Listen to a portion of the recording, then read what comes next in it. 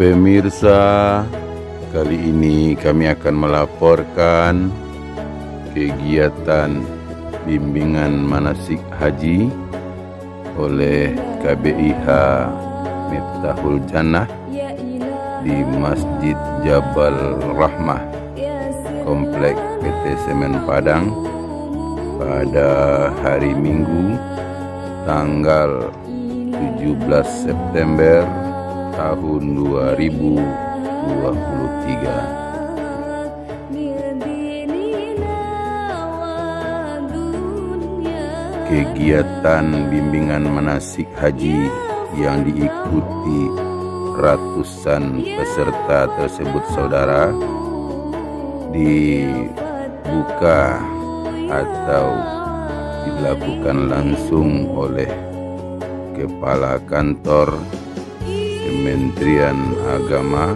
atau Kemenak Kota Padang, Bapak Haji Edi Oktaviandi, SAG MPD.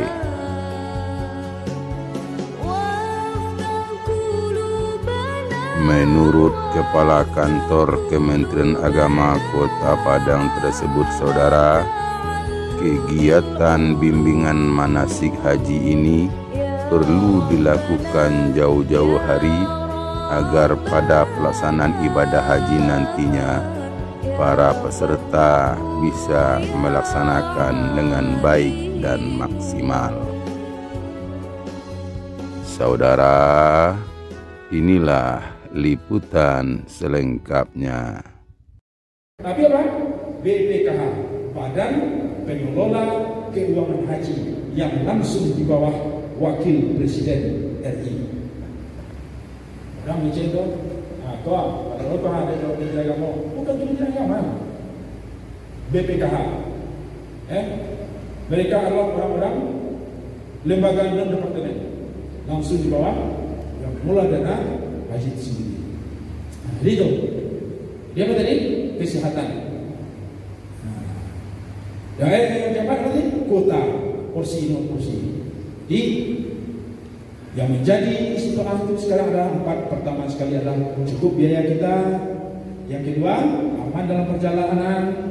Yang ketiga, sehat badan. Yang keempat, terpenuhinya nomor porsi keberangkatan awal. Jadi kalau daftar 2020 datang, alumni porsi awal tahun 2000 sampai 41 atau 42, ya kan? Berarti ada kewajiban untuk haji itu, walaupun pertimbangan itu. Siap kok, ada berarti 50 juta apa, atau 1 juta untuk pembayaran lunas. Ya, ada kewajiban awal. Apa yang berhormat Allah? Oleh karenanya, haji sebagai sebuah panggilan Allah. Ya, berarti kita ke sana itu adalah dalam rangka menemui Allah di rumahnya. Memang itu adalah rumah Allah, tapi rumah Allah yang sesungguhnya dimaksud dalam ayat itu adalah Baitullah. Itu rumah Allah itu adalah Ka'bah, Masjidil Haram. Ya, apalagi dua tanah haram yang ditetapkan oleh Allah dan Nabi-Nya di permukaan bumi ini, dia merupakan lentingan tanah surga. Ya, lentingan tanah surga. Apa itu? Kalau kita di Masjidil Haram, ya, apa dan ibu? Kalau kita baca sejarah itu, Ka'bah itu pertama kali dibangun oleh malaikat Jibril jauh sebelum kehidupan ini ada. Lalu tampaknya Jibril, karena Jibril dan mereka semuanya, mereka pun beribadah kepada Allah. Ya? Secara syariatnya itu dibangun kembali oleh Nabi Ibrahim secara syariat.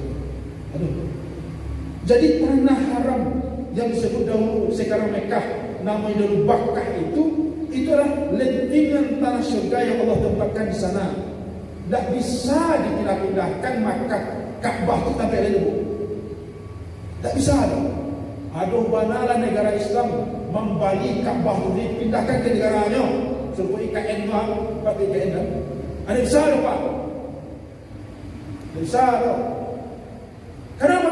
Allah menetapkan di sana. Matul deh. Ayah benar, berada ya macam. Ya kan? Baik cuma sedang jadi kumpul bikin mah, diutangi baik kan negara-negara lain. Pokoknya kapal itu siko, bilang ke siko haji tidak bisa.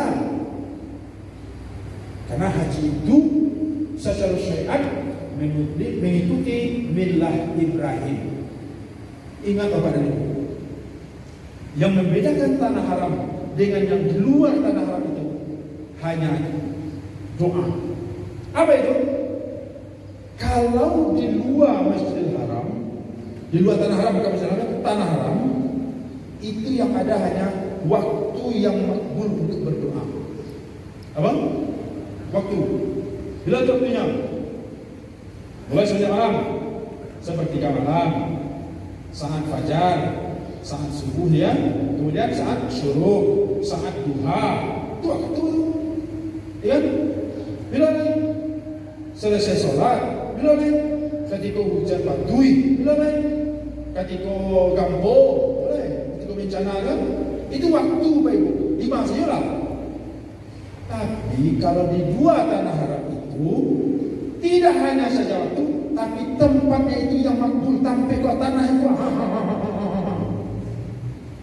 Berdoa itu tempat yang makbul. Apa yang kita tadi?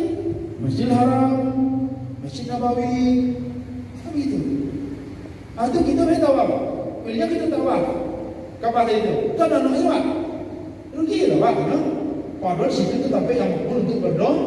Karena manfaat, nilai manfaat dari setoran haji itu dikembalikan kepada jemaah dalam berbagai macam bentuk. InsyaAllah, ya. Pada dulu.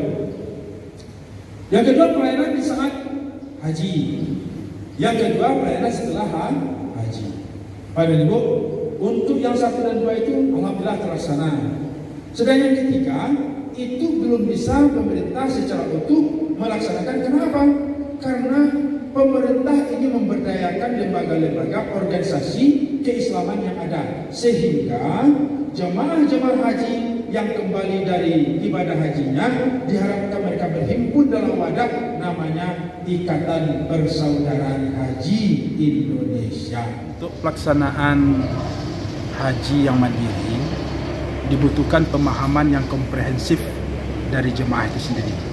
Tidak hanya pemahaman keilmuan, tapi juga pemahaman terhadap hati, jiwa, kemudian sikap, perilaku yang menunjukkan mereka itu adalah sebuah komunitas jemaah.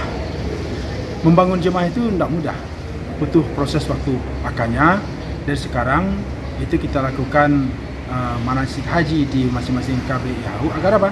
Terbentuk itu nanti.